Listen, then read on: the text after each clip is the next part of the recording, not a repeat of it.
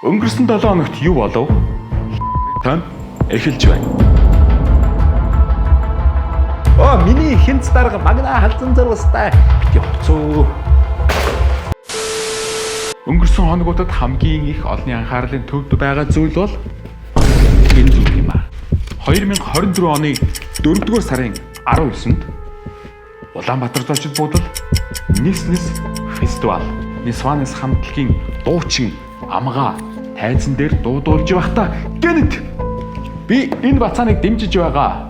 Та нар ч гэсэн дэмжээрэй гэж хэлсэн байна. Амгаа дараа нь тайлбар хийхдээ би зүгээр тайзан дээр дуулж байгаад улс төрийн тухай ярмаар санагдсан ингэж өөрийгөө өмөрсөн.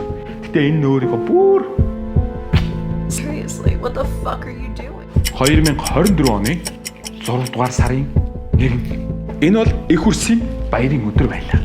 14 цаг 27 минутанд секс цагаан богд гэдэг дуучин энэ зүйлийг багтсан. Тэгтээ нөгөө л улиг болсон би үзэл бодлоо хэлье. 30 жил маш олон сургууль цэцэрлэг болсон авилгачдыг авчирсан гэдэг нөгөө л танд өгнүүдээ хэлсэн. Энэ хүнийг стан далааж өгсөн.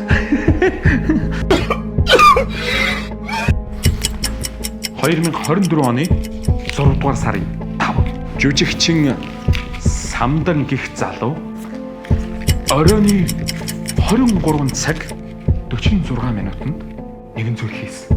Юу ихлээр за би секс цагаан богдын бичлэгийг үзлээ. Энэ хүнийг та ямар бүлэгж байна. Өмөрчөөснө нөгөө алдах текст рүү үзэл бодлоо хэлье. 30 жил авилгалчид сургууль цэцэрлэг гэдэг үгийг хэлээд авсан. Онгоо цаанаас нөгөөцөн текст байсан. Surprise, motherfucker. 2024 оны 6 дугаар сарын 6 жүжигчин Уянгада баяр хүргэе.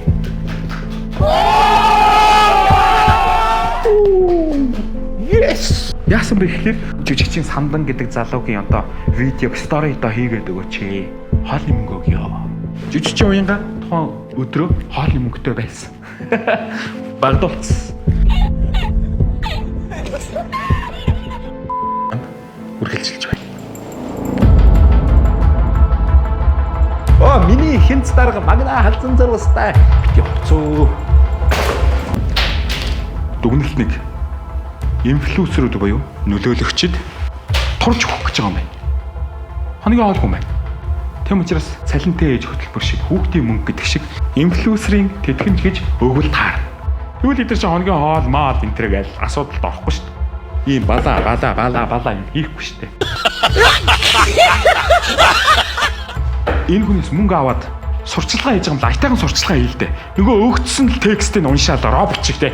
Хүн болгон үзэл бодлоо илэрхийлэх хэрэгтэй 30 жил авилгалчид сургууль цэцэрлэг барьсан нөгөө л нэг текст. Та нар чинь нөлөөлөгчд үсттэй. Айтайхан юм яриад наа текстийг үгүй би энийг чи хэлэхгүй би гоё өөр юм хэлийгээд.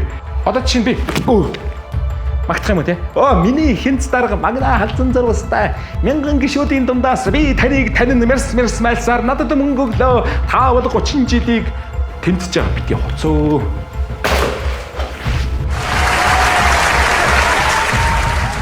Үзэл бодлоо худалдсан энэ видео, энэ рилийг та нар бити шеэрлээд байгаа чи, бити түгээгээд байгаа чи. Бүгд л ингээд нийгэм даяараа бүлийдэл жигшин шеэрлэх ямар хэрэгтэй. Зүгээр л орхичл.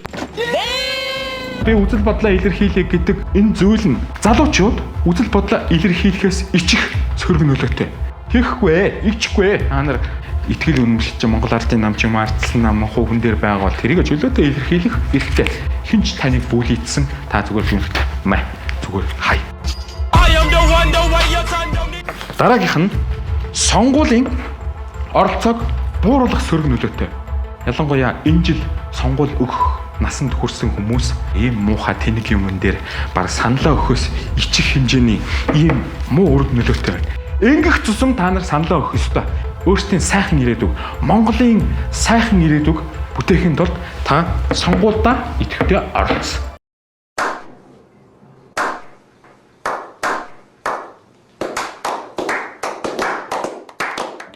Жалах давны буюу манай энийг сонгочвол манай хүүгийн ажил бүтэн, манай аавын ажил бүтэн, ээжийн ажил бүтэн, манай ахын ажил бүтэн. Ийм тэнэг fucking shit гэм сонголтод нөлөөлсөн зүйлсээ хай бол.